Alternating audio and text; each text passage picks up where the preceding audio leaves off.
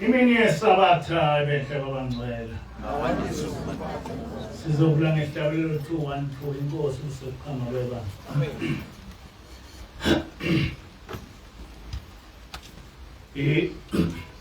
Isabatha ngozili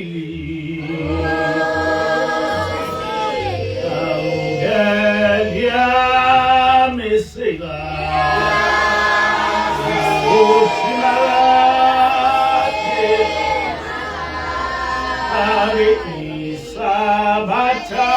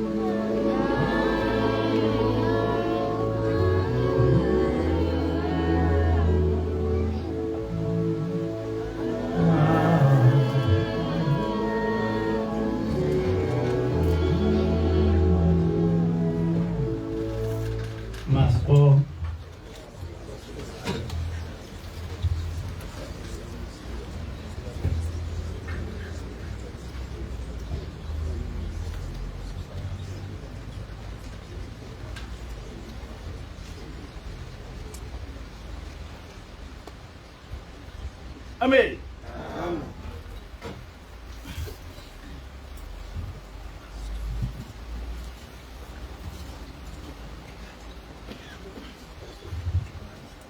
Ekseni ngenkathi ngikhuluma okhosini ngiveze ukuthi sekune DNA efakazayo ukuthi sinzalo kaJakobe.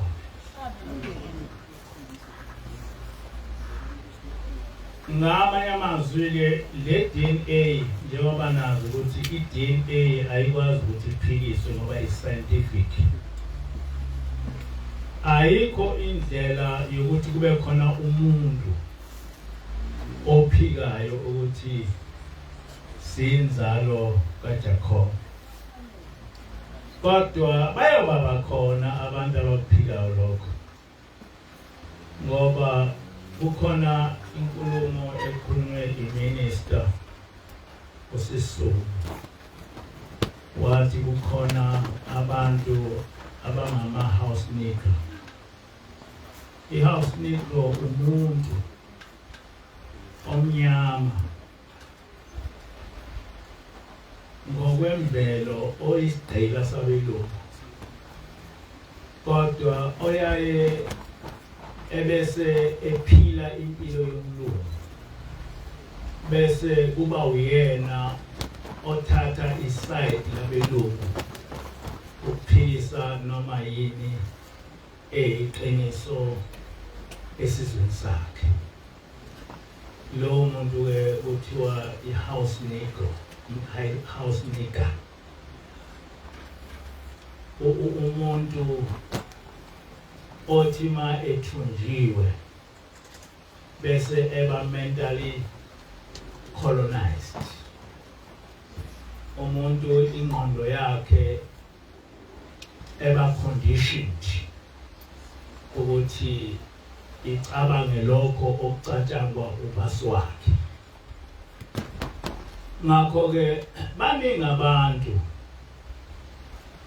abangeke bekwamukele lokhu noma sekune DNA, kodwa bazi ukuthi noma singaphilisana kanjani even ngengane uma sekuye ku DNA that is final. So ukuvela kwe DNA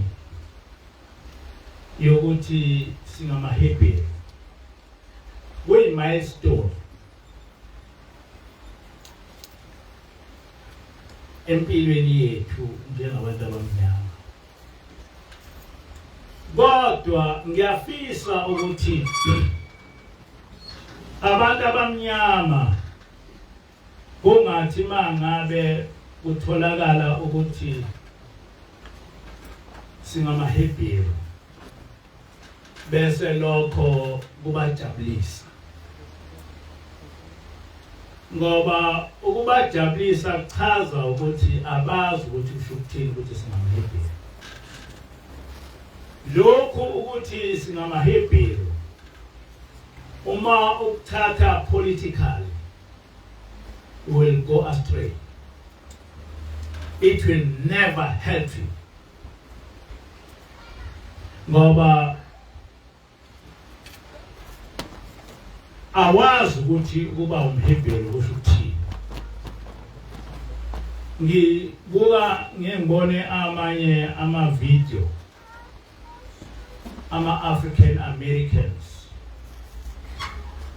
nabantu abadume kakhulu ukukhuluma le ndaba njengo Louis Farrakhan mayibizwa kanjalo. Kuba nama-African Americans amaningi ezolalela lesi sihlabane sikhuluma ngaleli iqiniso. But into engiye ngiyibuka ukuthi ngenkathi uFarrakhan ekhuluma ngalento, they become excited. Naye ukhuluma excitingly. ukuthi sesibatholile abelungu ukuthi basifundise into engekho. But umuntu owazi indaba kaNkulunkulu to discover ukuthi singamaHebheru akwenzi ukuthi usola belungu, because abelungu noma abamhlophe ukuthi basenze sibe yilento esiyiyo kwaba imvume kaNkulunkulu. Ngiyafisa ukuthi abantu asebazi ukuthi bangamaHebheru bejule ngengqondo zabo. Okufanele ukuthi bekwazi ukuthi uJehova wenza isivumelwane nabantwana bakwaIsrael. Lesi sivumelwane sasithi nina ningabantwana bami, mina ngingubaba wenu, ngiyonenzela konke enicelayo. Kodwa as abantwana bami nizohamba ngezimiso zami. So ukuba umntwana kaJehova is not just biological. No, it's not. Ukuba umntwana kaJehova kusho ukuthi uzothatha uJehova ukuthi ubaba wami uzongenzela konke engicelayo. Kodwa ubaba wakho ubhekwe ukuthi uziphathe ngendlela efunwa uye.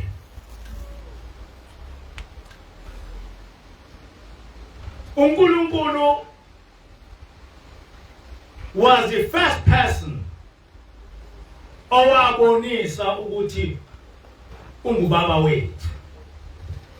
Njengoba vele kuyinto ejwayelekile ukuthi uwena oqale ubonisa ingane ukuthi ubaba wakho.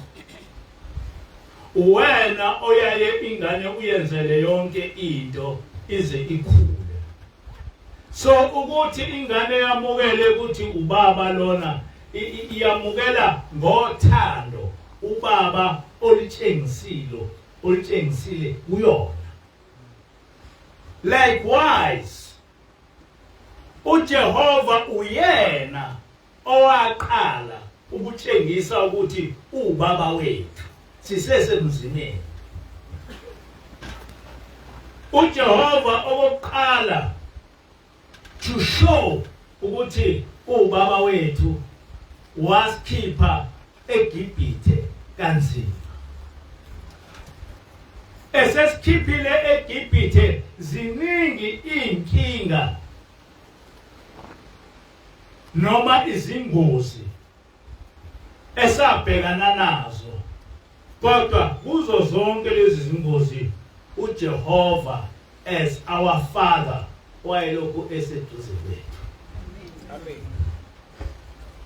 Ingozi yokuqala ukuthi sathi masiphuma eGibhithe amabutho aseGibhithe ayasilandela ngaphambi kwethu kwaba nolwandle. Kodwa uJehova watshela uMose ukuthi akashaye ulwandle ngenduku, walushaya lwehluleka sawela.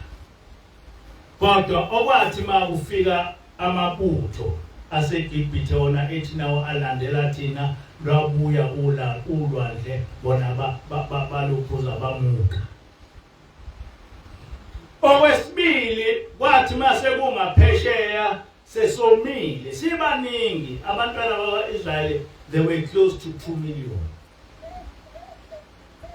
Mase somile wathi uMose akashaye itshe, washaya itshe kwaphuma amanzi aphuzwa abantu close to 2 million. Ngenkathi behamba beya eKhanani, emini uNkulunkulu wayeletha ifu elizobavikela ukuthi bebulawe ilanga.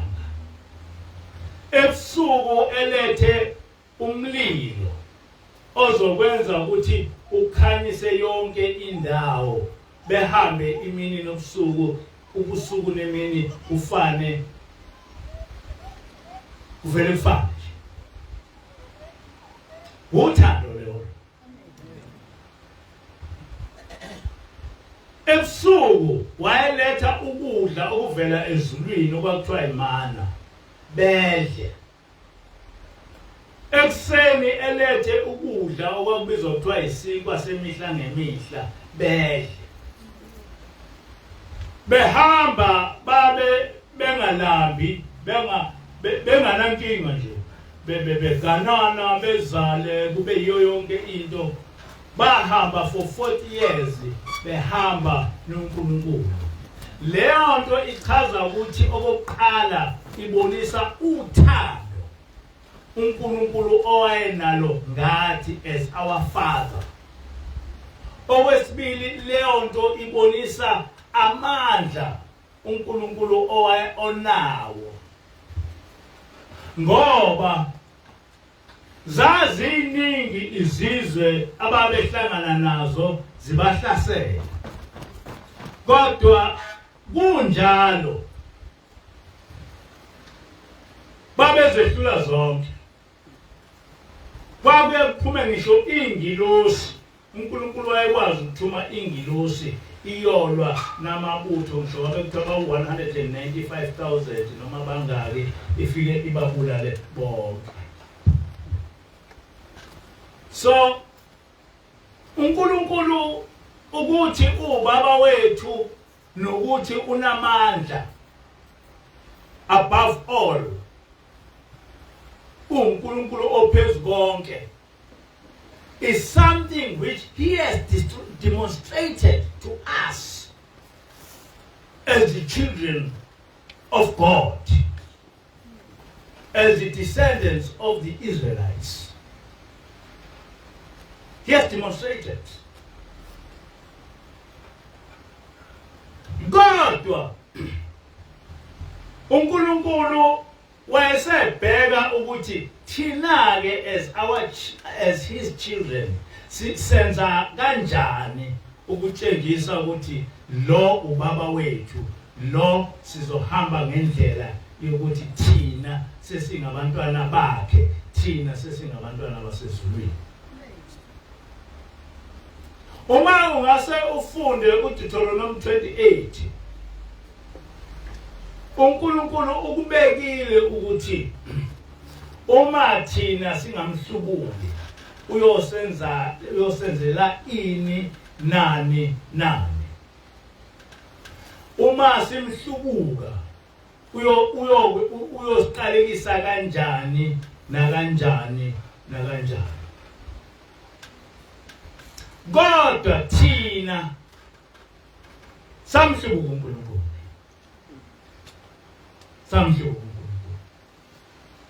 And ngokumhlubuka uNkulunkulu wayesesuka kithi. Uma esesuke kithi wasiqalekisa. And ukuthi uyosiqalekisa akusiyona into eyazenzekela, washo beforehand ukuthi uma nenza lokho ngiyoniqalekisa, kube nje. Uma ufunda incwadi kaDeuteronomy 28 from verse 49 ukuthi uJehova uyakuthumela kuwe isizwe esivela kude ekugcineni komhlaba esihlwitha njengokhozi.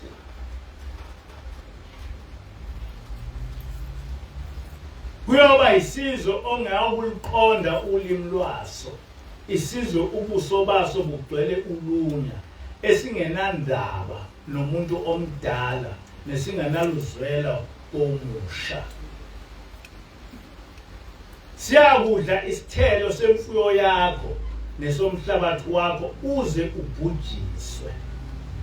So ilokhu uzayoqala nje ithi uJehova uyakuthumela kuwe isizwe esivela kude egcineni komhlaba esihlutha njengosikhozi. So uJehova owathumela kithi izizwe noma isizwe esasenza saba zigqila. So uma lezi zizwe sesisenze zaba zigqila asikwazi ukuqala ezizweni. No, fanele siqale emuva sibheke lapho thina esone khona. Asikwazi uvele siqale sithi hayi laba belungu bagange ngathi kanjena, hayi laba abantu abamhlophe benza ukuthi.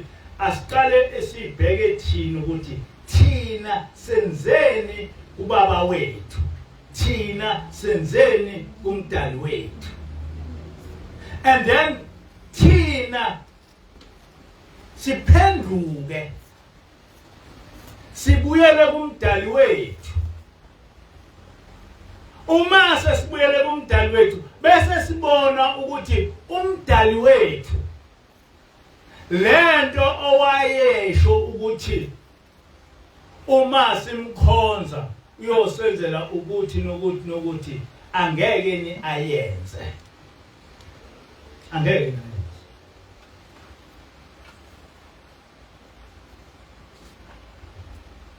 Kwa-Israyeli abantu bamhlubuka uJehova. Wayesevumela uNebukadnezari ukuthi abathumbe wabathumba uNebukadnezari, kodwa uNebukadnezari wayengamkhozi uJehova. Kodwa laba Israyeli kwakunabafana abathathu, uShadrach noMeshach noAbednego noDaniel babeba. Laba bafana kwakuye ukuthi njalo ntambama behambe beyothandaza. Uma bethandaza bebhekise eJerusalem bethandaza uNkulunkulu wabo, kodwa bese eBhabhiloni. Kwase kufika isikhathi lapho uNebukadnezari ethi kakhonze isithombe sakhe. Laba bafana abathathu baphumela obala. Okokuqala wabathatha laba bafana uNebukadnezari ebona ukuthi bahlakaniphile. Wayesethi uzobondla kahle bekhuluphale kahle. Base bethi laba bafana cha asifundi ukudla kwakho. Thina sifuna ukuthi usinikeze imfino. Nizobona ukuthi uma nisinikeza imfino asizikhuluphala. Base benikezwa imfino. Le mfino yabenza bakhuluphala baba bahle ngendlela esimangaliso. Kwase kufika isikhathi lapho khona esekufanele ukuthi bekhethe phakathi kokuthi bekhothamele isithombe sikaNebukadnezari noma uNkulunkulu wabo. Laba bantu babe bethunjiwe.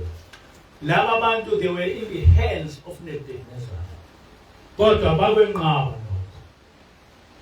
Wayesethi uNebukadnezari, right, umuntu onqabayo uzofakwa esithandweni somlilo ephila.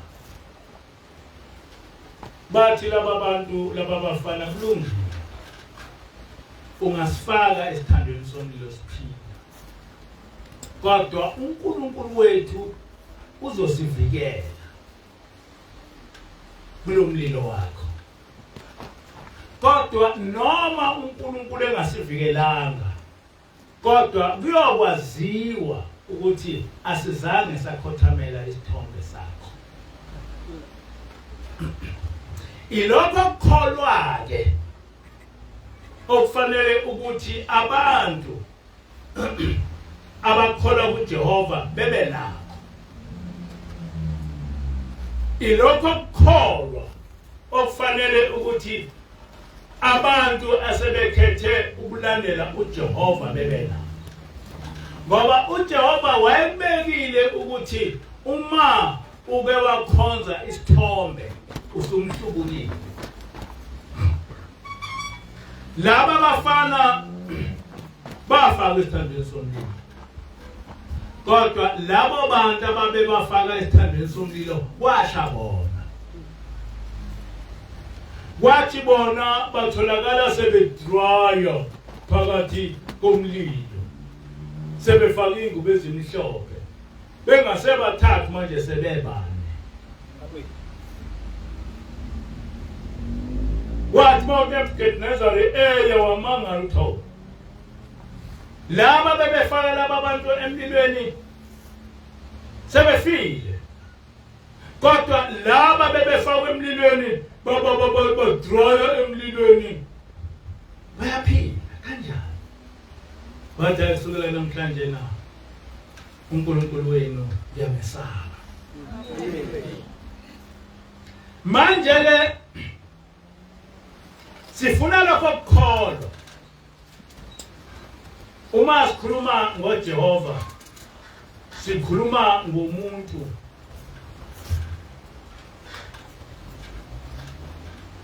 ofuna ukukhonzwa ngokweqiniso, kodwa oyawuthi ma umkhonza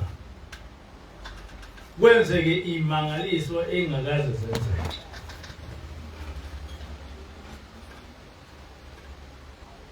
Sifuna abantu abafana nokhuntakhunte, nemazi ukhuntakhunte ngempameza baze ifilimi The Roots. How? Abafana abantu bazi The Roots. How? Abantu bazi The Roots. Hey. Ukhuntakhunte, noma ukhuntakhunte kwakungumfana wase-Afrika owathi ma esethunjwe izizwe ezimhlophe zasezimqamba igama, wenqaba lo mfana, wenqaba sethunjiwe. Wathi ma bemmemeza thana angilazi leli igama mina engaliqanjwa ubaba ukhuntakhunte. Bamhlupha wathi cha ngukhuntakhunte, angishintshi lapho. Waze wanqanyulwa ngisho ilokhuza umlenze, kodwa he kept on saying I'm khuntakhunte, igama lelo lami.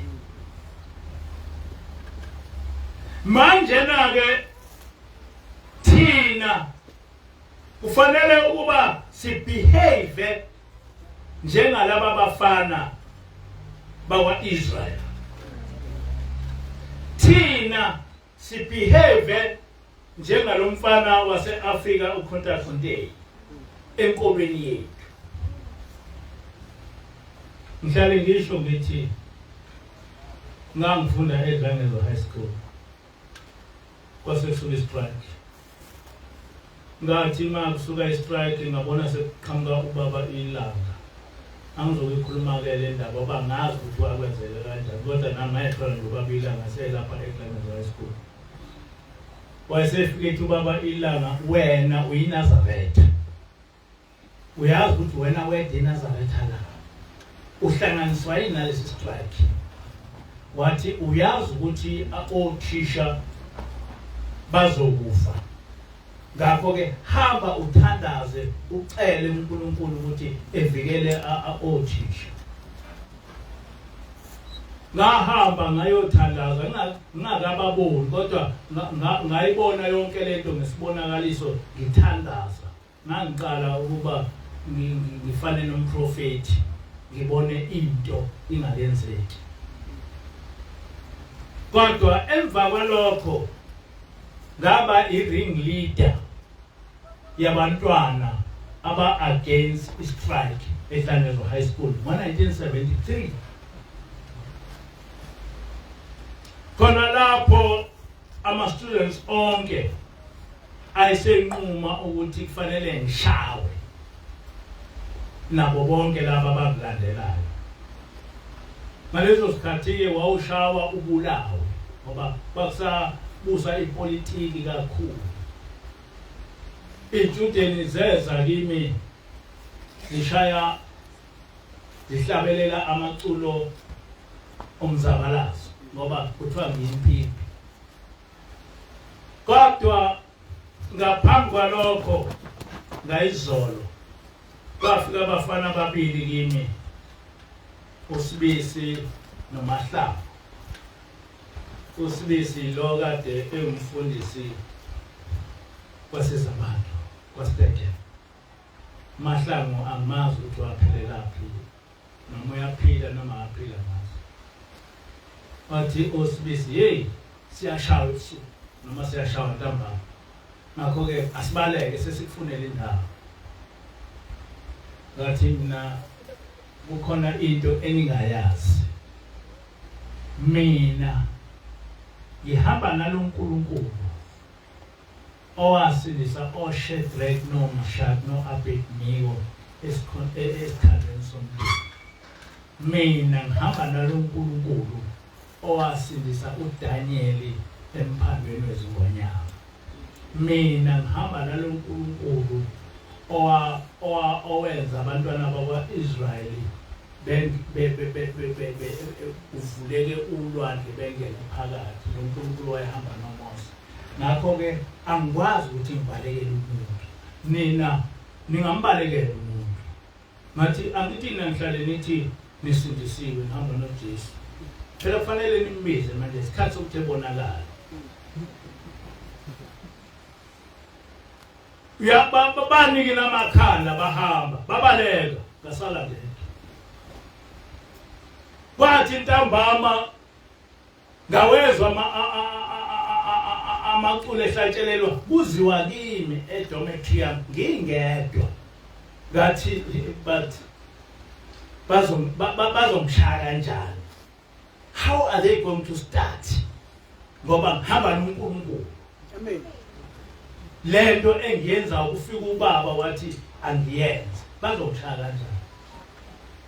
Ngalala kwi-Dometrium embhedeni, ngalala ngabheka phezulu ngathi ngizoke ngibone ukuthi ubani uzomshaya kanjani. Kodwa nami angazi ukuthi leso sibindi ngangisithatha. Bangena bagcwala iDometri behlabelela amaculo omzabalazo beqonde ukuza beza kimi.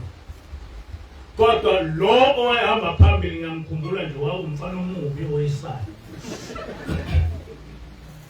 Wathi ema phambi kwami wathi, hey James, akusiyena umpanzi lona. Bathi laba bana superstition. Ngenkathi ethi akusiyena umpanzi wayephuma ebaleka.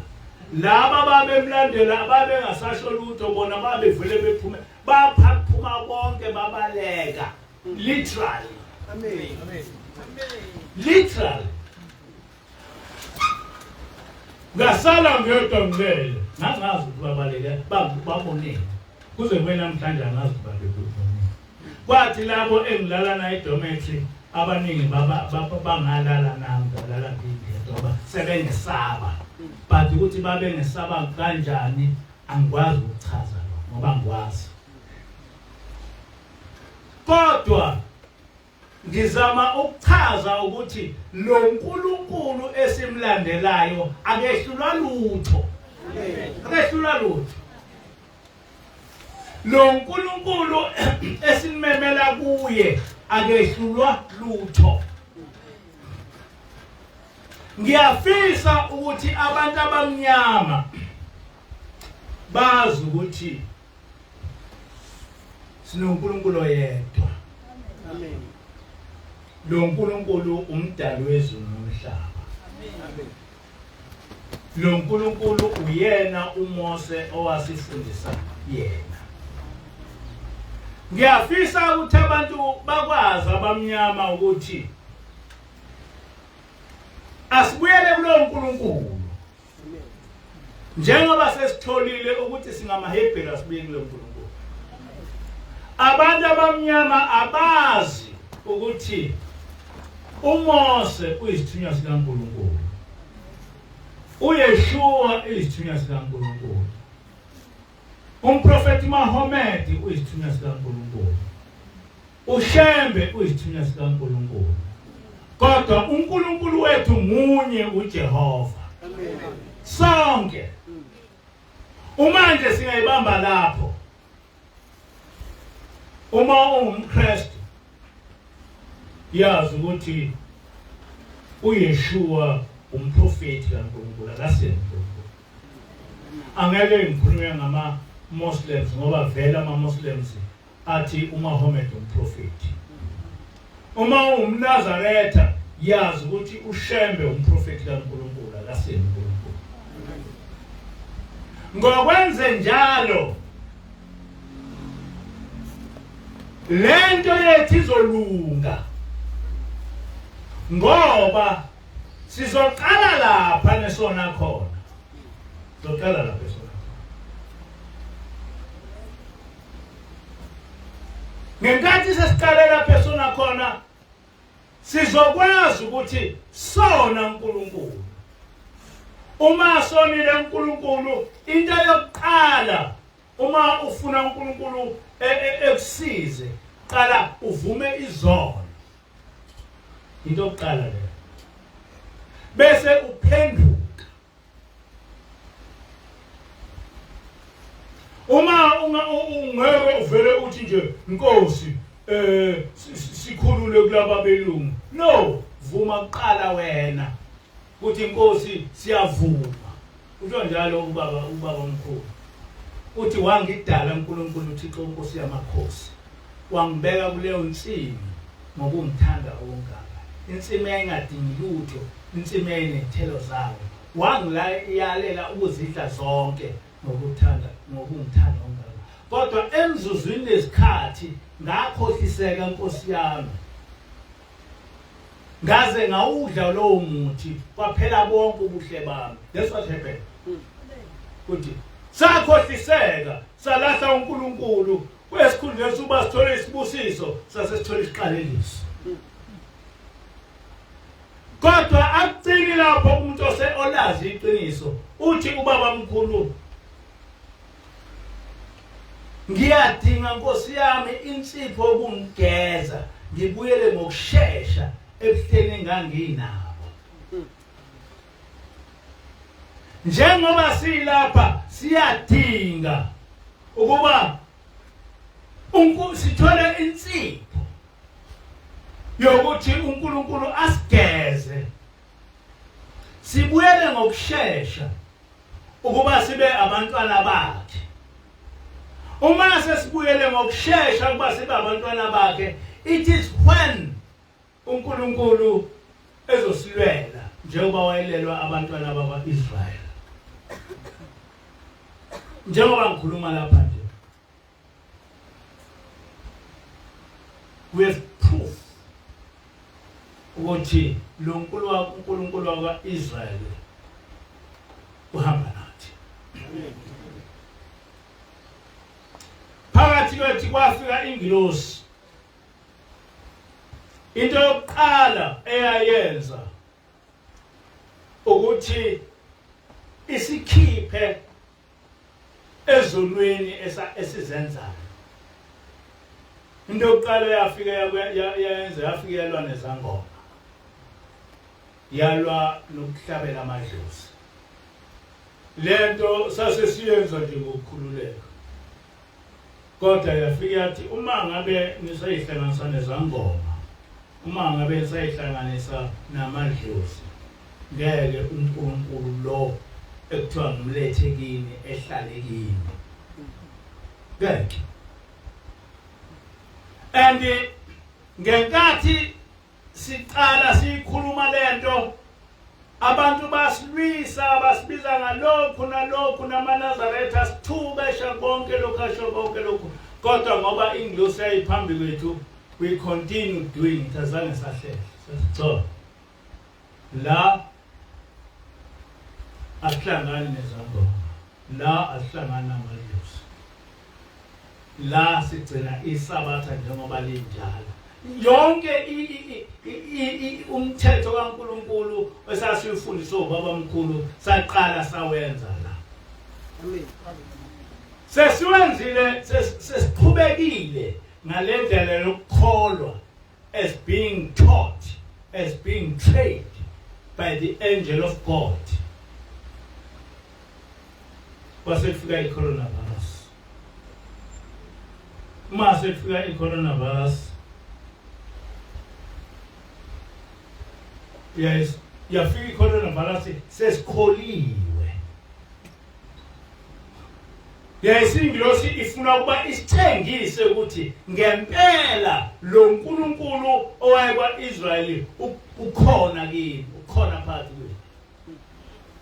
Yathi ingilosi nikelani nicele uJehova aniphe uphawu lo phawu owalinikeza abantwana bakwa-Israyeli ngenkathi ingilosi ihlasela amazibulo aseGibhithe. Ngenkathi ingilosi ihlasela amazibulo aseGibhithe, abantwana bakwa-Israyeli namaGibhithe babehleli ndawonye.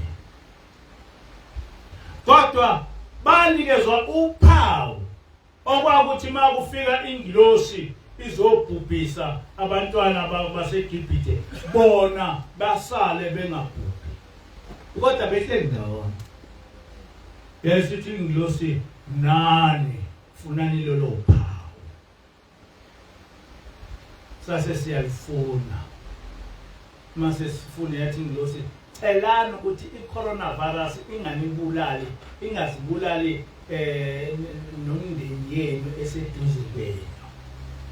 Sacela lokho.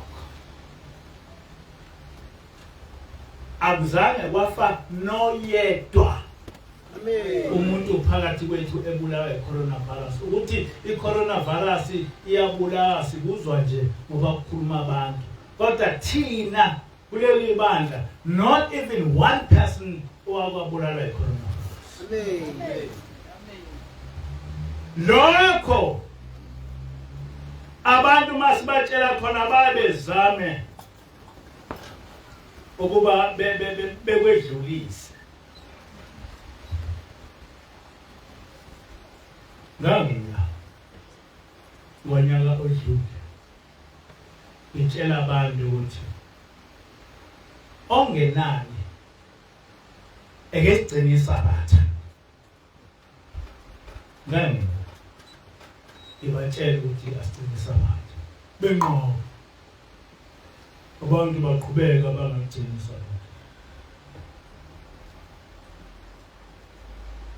Kodwa akukho noyedwa uNkulunkulu okwavikela abantu kwi-coronavirus ngaphandle kwaNkulunkulu wethu ogama lakhe linguJehova esasimnikeze ingilosi. Not even one. Amen. Not even one. Akakho nje umuntu oyibiza ukuthi umprofeti noma oyibiza ukuthi uNkulunkulu owakwazi ukuvikela abantu kwi-coronavirus. Kodwa thina ingilosi yasivikela. So we are a pilot project yokuthi uNkulunkulu wakwa-Israyeli uphakathi kwethu. Kodwa ngicela ukuthi ngifunde le ncwadi. Ithi le ncwadi kaDeuteronomy aka-Exodus 31 verse 16 to 17. NokaDeuteronomy 5 verse 1 to 5. Ithi yizwa Israel izimiso nezahlulelo nezimiso engizisho ezindlebeni zakho namhla ukuba uzifunde bese uqikelela ukuzenza. uJehova uNkulunkulu wethu wenza isivumelwano nathi eHerobho. uJehova akasenzanga lesi sivumelwano nobaba, wasenza nathi thina sonke esilapha namuhla. Ngakho ke abakwa-Israyeli bayoligcina isabatha, bayoligcina izizukulwane njengesivumelwano saphakade. Liwuphawu lwaphakade phakathi kwami nabantu bakwa-Israyeli lokuthi uJehova wadala izulu nomhlaba ngezinsuku eziyisithupha, kwathi ngosuku lwesikhombisa waphumula wahlumeleka. Nazi ukuhlumeleka kwenzeka buke esindisini ukuthi kodwa thina sinesivumelwano noNkulunkulu sokuthi siyogcina isabatha. izizukulwane ngezizukulwane ziyogcina isabatha. Manje uyinzalo yakwa-Israyeli kufanele ukuthi ugcine isabatha. Isivumelwano leso kufana nalesivumelwano esithi uyogcina umthetho kaJehova. Isabatha liwuphawu lwethu noNkulunkulu ukuthi singabantwana bakwa-Israyeli sinophawu lokugcina isabatha. Ngizwa abantu bethi kodwa ama-Muslims akagcini isabatha sonta ngolwesihlanu. Yes.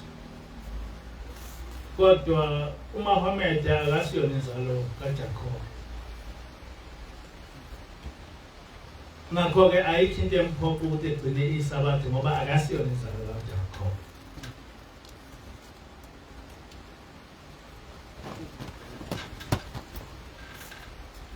Kodwa amaSulumane ayasoka ngoba ayinzalo ka-Abraham.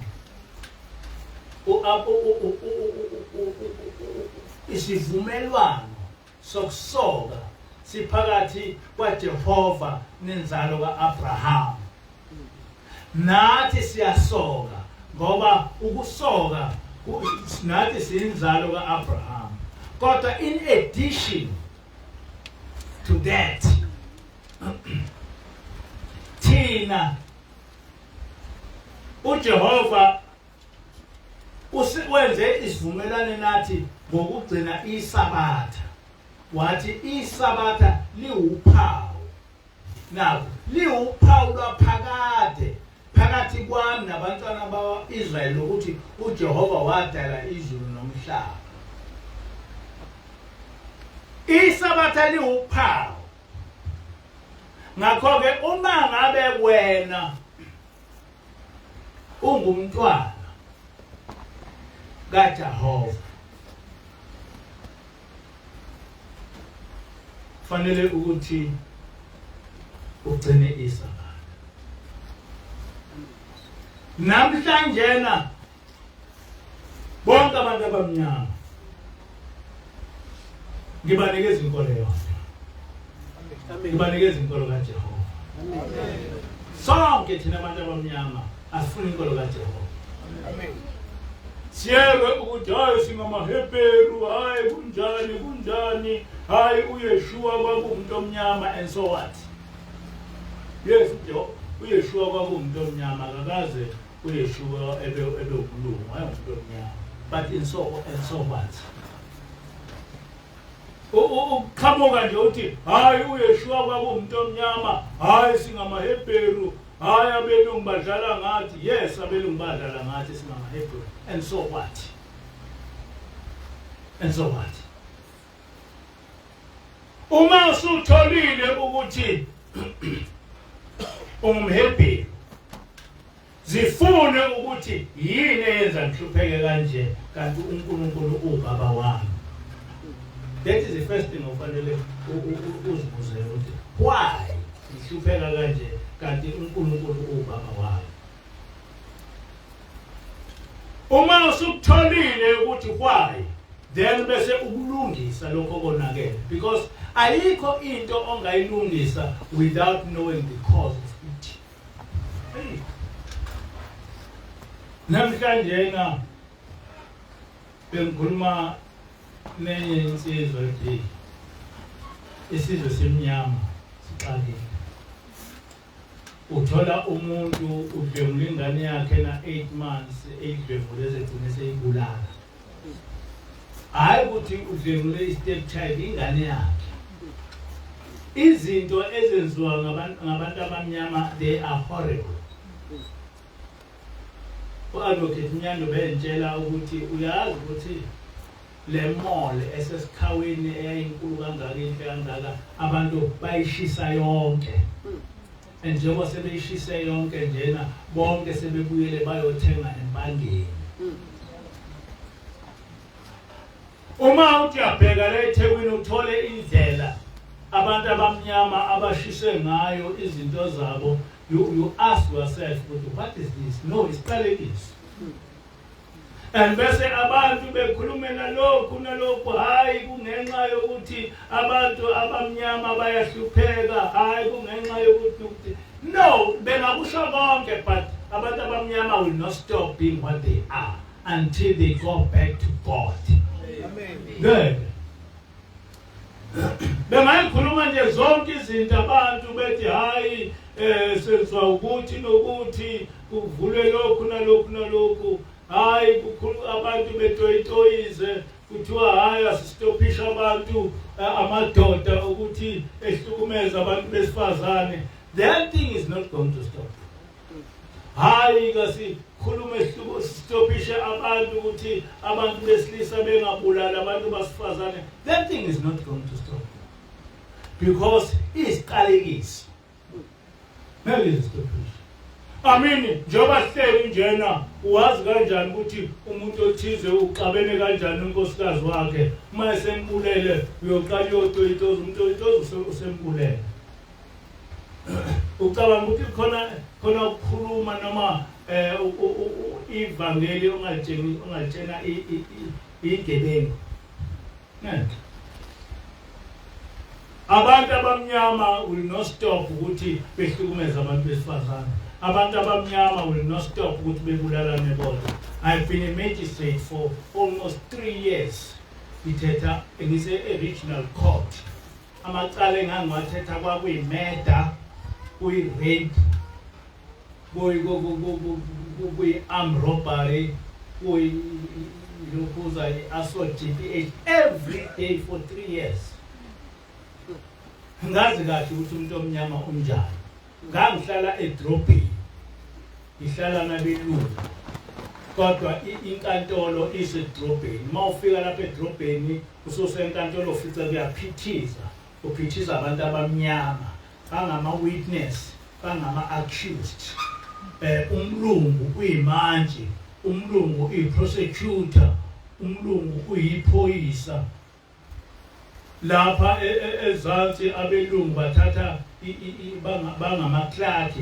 Abantu bonke beze lapha umuntu lapha omnyama uyi-accused. Unemurder.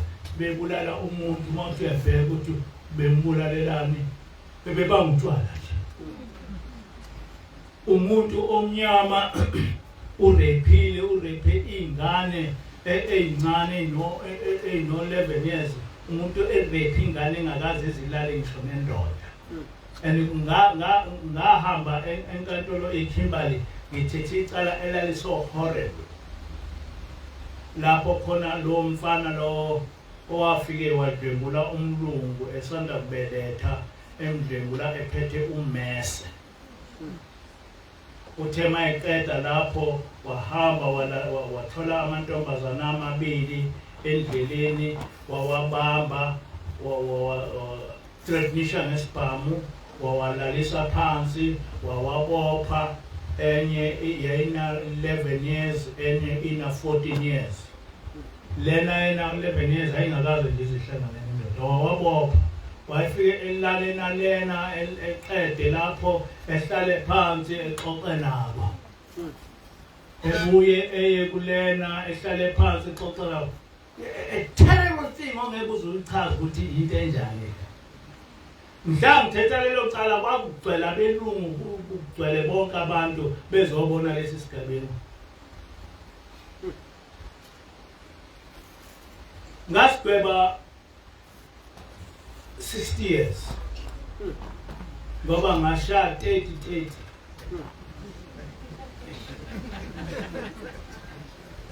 60 years. Angizange ngasho ukuthi ngigweba intambo kodwa ngigweba intambo. But it was so horrible. I've seen horrible things ezenziwa abantu abamnyama. And into ayifike bebuhlungu, I was the only black magistrate. Ngizohamba ngiyetiyeni ngiyohlala nezimantshi zabelungu sixoxe amacala abantu abamnyama bewaxoxe abelungu nami. Omunye umfana ena 16 years washiwa unina wamshiya kugogo wakhe wasala wamdlengula ugogo wakhe edlungulwa umfana ona 16 years. Abanye bebulala abantu ngendlela esimangaliso, abelungu yonke lento eso horrible beyixoxa nami. Can you imagine? Inhloboni yomuntu lona fanele ngithini? I'm a black man. Ayikho into engenza ukuthi abantu abamnyama beqonde ngaphandle ukuthi sibuyele kuNkulunkulu, sitshele uNkulunkulu. Yeah, mawutshela uNkulunkulu into iyenzeka.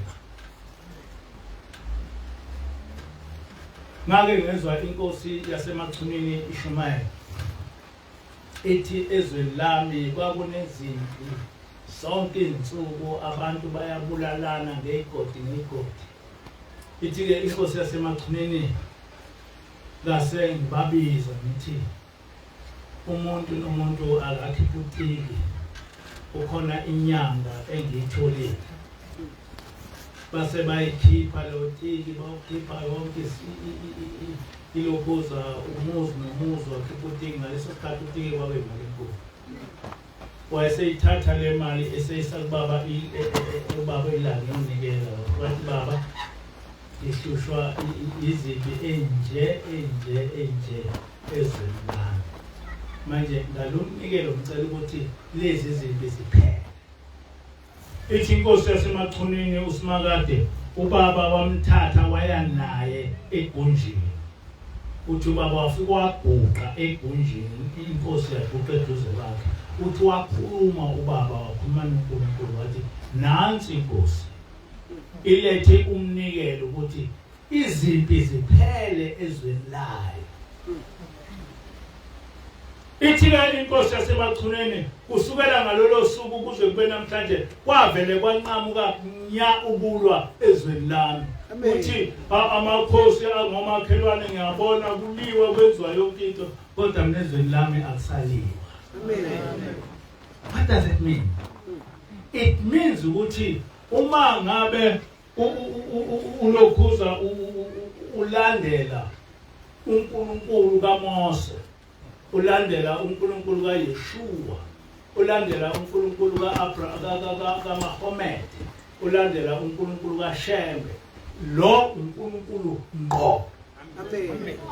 Eke ngifunde inkulumo kaBaba Ilanga. Uthi uBaba Ilanga ngesabatha eledlule bengikhuluma lokho nje ukuphela ukuthi uma uNkulunkulu lo kaShembe engesiye uNkulunkulu wenu ngeke anisiza ngalutho. Bengizama ukuba nginikhumbuze ukuthi uShembe wayeze emhlabeni ukuba abantu baphenduke babe abantwana basezulwini, bahlale noNkulunkulu, uNkulunkulu ehlale nabo bahlale naye. Amen. Kodwa ngilandela lokho okusho uBaba Ilanga ukuthi thina, uthi uBaba Ilanga uma thina singamenzi uNkulunkulu kaShembe ebe uNkulunkulu wethu, lo uNkulunkulu kaShembe angeke angisize ngalutho. Kodwa lo uNkulunkulu kaShembe menzeni nani ebe uNkulunkulu wethu. Lo uNkulunkulu kaYeshua menzeni nani ebe uNkulunkulu wethu. Lo uNkulunkulu kaMahomed menzeni nani ebe uNkulunkulu wethu. uNkulunkulu kalokhuza kaMose, uNkulunkulu wabaprofeti bonke menzeni ebe uNkulunkulu wethu. Nawe uthi uNkulunkulu wami. Ngoba usho njalo Baba Ilanga uthi menzeni uNkulunkulu kaShembe ebe uNkulunkulu wethu. Ngoba njengoba bengichaza ukuthi uNkulunkulu uShembe ngenkathi ehla ezulwini wayezeke ukuthi esenze siphenduke sibe ngabantwana basezulwini, sihlale noNkulunkulu, uNkulunkulu ehlale nathi sihlale naye.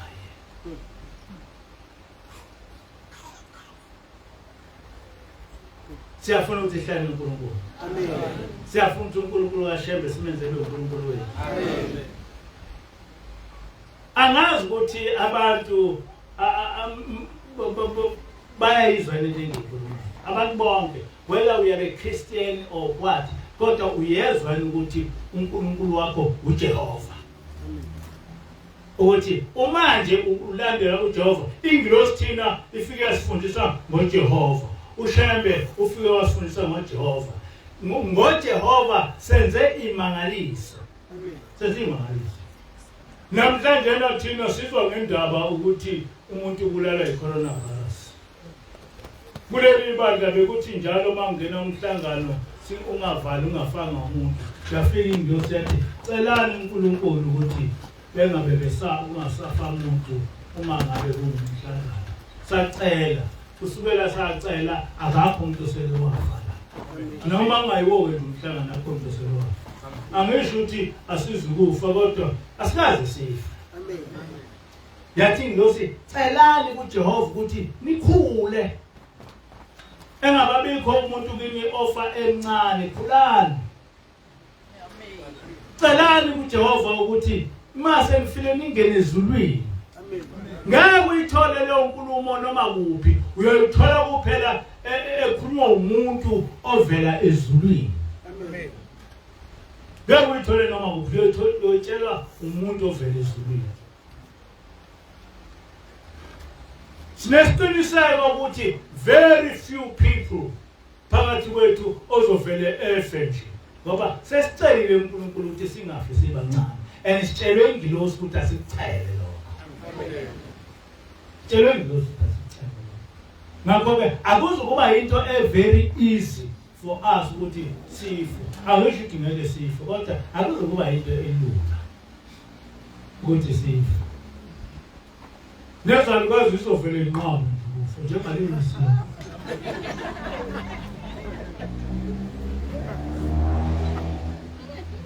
Ngokusabela phela senqaba ukufa.